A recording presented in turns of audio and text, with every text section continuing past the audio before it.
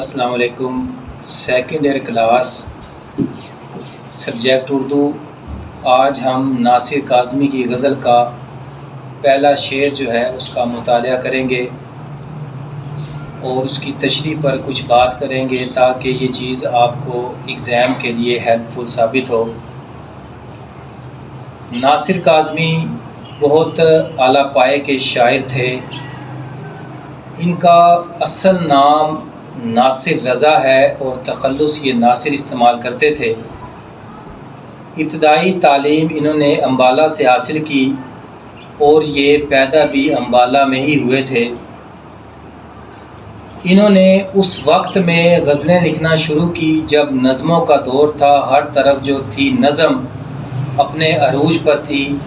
پھر ناصر کاظمی نے وہاں پر غزلیں لکھنا شروع کی اور جدید غزلیں انہوں نے لکھی اور اپنا نام اور مقام پیدا کیا۔ ناصر کاظمی کی غزل جو آپ کے سلیبس میں شامل ہے، اس کا پہلا شعر جو ہے وہ دل میں ایک لہر سی اٹھی ہے ابھی، کوئی تازہ ہوا چلی ہے ابھی۔ اس پر آج ہم انشاءاللہ تعالی طویل گفتگو کریں گے۔ ناصر کاظمی اس شعر میں کہنا چاہ رہے ہیں کہ میرے دل میں کسی امید کی کرن نے ایک خوشی کا سماں پیدا کر دیا ہے۔ اب یہ بات جو ناصر کاظمی اپنے اس شعر میں کہہ رہے ہیں، اس سے مراد یہ ہے کہ اس سے پہلے ناصر کاظمی کا جو دل تھا وہ اداس تھا، لیکن وہ اب کہنا چاہ رہے ہیں کہ کوئی ایک ایسی یاد ان کے دل میں آئی ہے جس سے ان کے دل کے اندر خوشی کی ایک لہر پیدا ہو گئی ہے۔ اس نے ناصر کے دل کو تر و تازہ کر دیا ہے۔ اس کو تھوڑا سا آپ کو میں سلیس میں بتاتا ہوں۔ فرسٹ آف آل، جیسا کہ میں نے آپ کو بتایا کہ ناصر کاظمی جو ہے یہ نئی نسل اور نئی غزل کا شاعر ہے۔ ان کی شاعری میں بہت زیادہ فنی تراکیب پائی جاتی ہیں اور ہمیں جدید جو جذبات کا رجحان بھی ملتا ہے۔ شاعری میں ہجرت کے واقعات، بچھڑ جانے والوں کا دکھ، شہروں کی ویرانی، اخلاقی اقدار، معاشرتی انتشار اور بے چینی، یہ خاصہ رہا ہے ان کی غزل کا۔ میر درد جو ہے ان کی غزل میں جیسے سوز و گداز پایا جاتا تھا، ناصر کی غزل میں بھی سیم اٹ از ایسے ہی سوز و گداز اور دکھ اور درد ملتا ہے۔ ناصر کاظمی کی شاعری جو ہے وہ دو جہتوں کا جو ہے ملاپ ہے۔ ایک ان کی شاعری قدیم اور جدید دونوں کے سنگم پر پائی جاتی ہے۔ جدیدیت بھی ان کی شاعری میں آپ کو ملے گی اور ان کی شاعری میں آپ کو پرانے شعراء کی جو غزلیں تھیں ان کی آپ کو لہجہ بھی ملے گا۔ پھر اس شعر میں جیسا کہ ناصر کاظمی کہہ رہا ہے کہ دل میں ایک لہر سی اٹھی ہے ابھی، کوئی تازہ ہوا چلی ہے ابھی، اس پر اب ہم بات کرنے جا رہے ہیں۔ اس سے پہلے ناصر کاظمی کے لب و لہجے پر بات ہوئی۔ اب شعر میں ناصر کاظمی، میں نے جیسا کہ شروع میں آپ کو بتایا کہ وہ اداس تھے اور کوئی ایک یاد ایسی ان کو آئی ہے جس سے ان کا جو دل ہے وہ بالکل تر و تازہ ہو گیا ہے۔ ان کے اندر جینے کی ایک رمق اور چمک پیدا ہو گئی ہے، زندگی گزارنے کے لیے ایک خوشگوار لمحات آ گئے ہیں۔ کہ وہ کہتا ہے کہ جس طرح سمندر میں تازہ ہوا کی لہریں پیدا ہوتی ہیں، اسی طرح سے اس یاد نے میرے دل کو تر و تازہ کر دیا ہے۔ وہ سمندر کی تر و تازگی جو ہے اس کی لہروں جیسی خوشنمائی اور خوشنودگی میرے دل میں پیدا ہو گئی ہے اور اب مجھے جینے کا دل کرتا ہے۔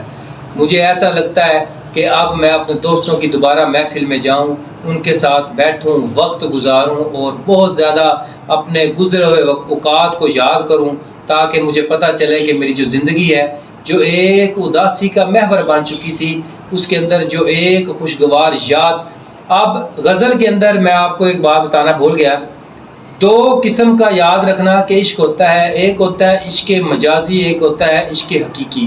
جو عشق مجاز ہوتا ہے وہ ہم دنیا سے محبت، جس میں محبوب سے محبت ہے یا اور کسی چیز سے محبت اور عشق ہوتا ہے اس کو ہم عشق مجازی کہتے ہیں۔ اب عشق حقیقی کیا ہے؟ عشق حقیقی کے اندر ہم صرف اللہ تعالیٰ سے عشق کی بات کرتے ہیں، اللہ تعالیٰ سے محبت کی بات کرتے ہیں، اللہ تعالیٰ سے وحدانیت کی بات کرتے ہیں، ہم اس کا اقرار کرتے ہیں، اس کے عشق میں ڈوب جاتے ہیں، یہ عشق حقیقی ہے۔ جبکہ دنیا میں موجود کسی بھی چیز سے جو ہم عشق کرتے ہیں وہ عشق مجازی کہلاتا ہے۔ یہ دو ڈفرنس ہیں، آپ نے اس کو ذہن میں رکھنا ہے۔ آگے جب ہم اس کی غزل کو چلتے جائیں گے، پورا کریں گے ٹاپک وائز یا لیکچر وائز، تو آپ کو آہستہ آہستہ ہر چیز سے انشاءاللہ تعالیٰ روشنائی حاصل ہو جائے گی۔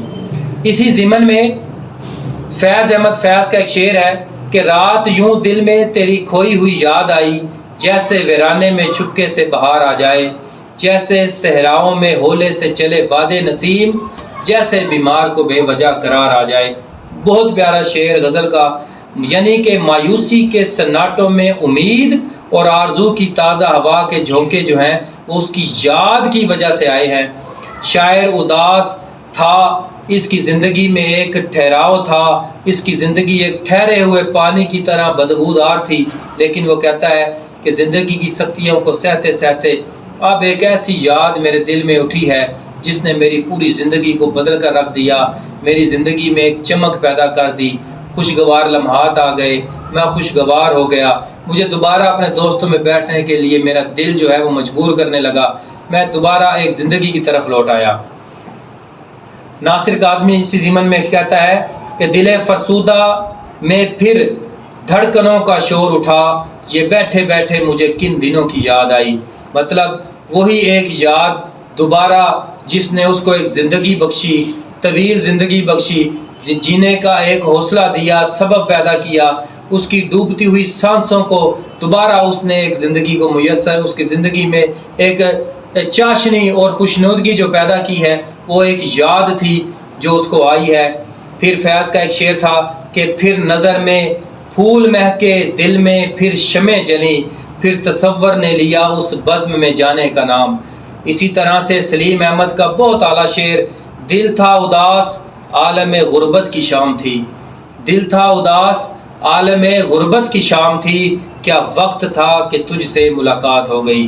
یعنی اگرچہ یہ ملاقات دل کی دنیا اور تصور کے عالم میں ہوئی، اسی لیے دل کی اداسی یوں شگفتگی میں بدل گئی جس طرح صبح کی ہوا کا جھونکا بند غنچے کو ایک پھول تازہ اور خوشبودار پھول میں بدل دیتا ہے۔ یہ ناصر کاظمی کا پہلا شعر تھا، اس کو مختلف طریقوں سے ہم نے دیکھا، آپ نے تشریح کے لیے اس کو تیار کرنا ہے۔ اسی طرح سے اس کی پوری غزل جو ہے ہم اس کی تشریحات کریں گے انشاءاللہ تعالیٰ، آپ کے لیے ایگزام میں یہ ہیلپ فل ثابت ہوگی۔ اللہ حافظ۔